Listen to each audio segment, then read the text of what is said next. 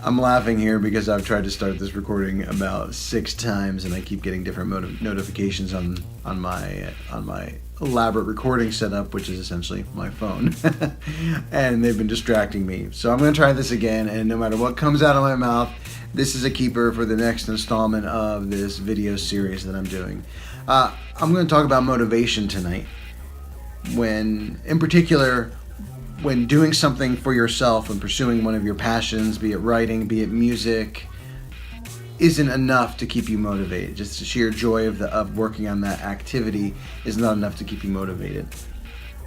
Sometimes you have to look for that motivation elsewhere.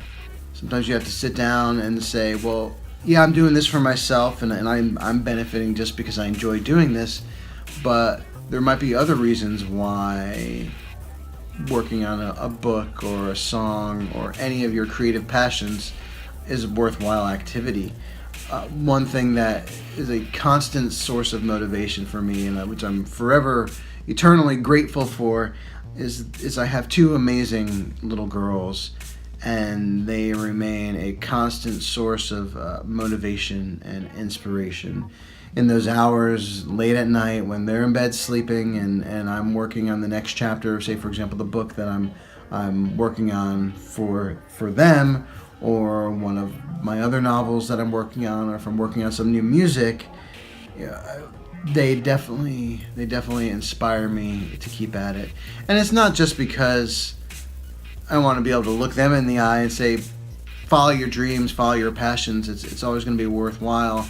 So put that hard work in, because it's going to pay off in ways that you might not ever realize until that payoff comes in. That's a huge part of it. A part of it is following my dream, believing that if I work hard enough that I can find success. So it works on many different levels. So when I'm flagging on the motivation front, I'm fortunate that I can look upstairs and know that they're asleep in their beds, and know that they are a huge motivator. I always keep things around when they're not around to kind of remind me of them. I mean, look at these. These are 2 awesome books that they did for me. I think it was on my birthday just this past year, and I keep these in my laptop bag, and they follow me wherever I go. When I feel like I need that extra push, then I'll pull these out and I'll flip through them, and it kind of fills me with that fire to keep on going. Because you know what? Any amount of hard work is going to pay off. 10 minutes of hard work is 10 minutes of hard work of something done.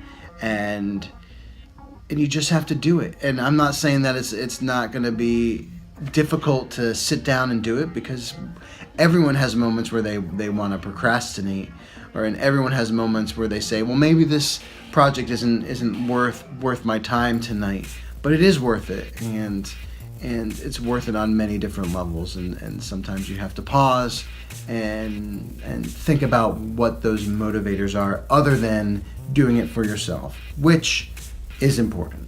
And this topic is so important. This topic of motivation and sustaining motivation is so important to me that this is not the only time I'm going to talk about it. So you can expect to hear about this again.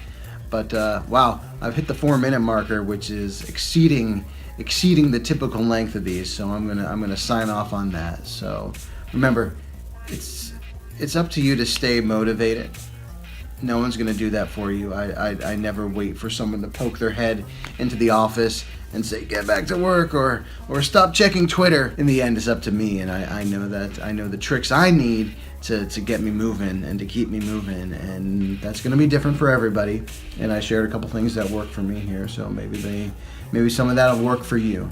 But there's another little glimpse in the day of. So have a great night. Stay tuned.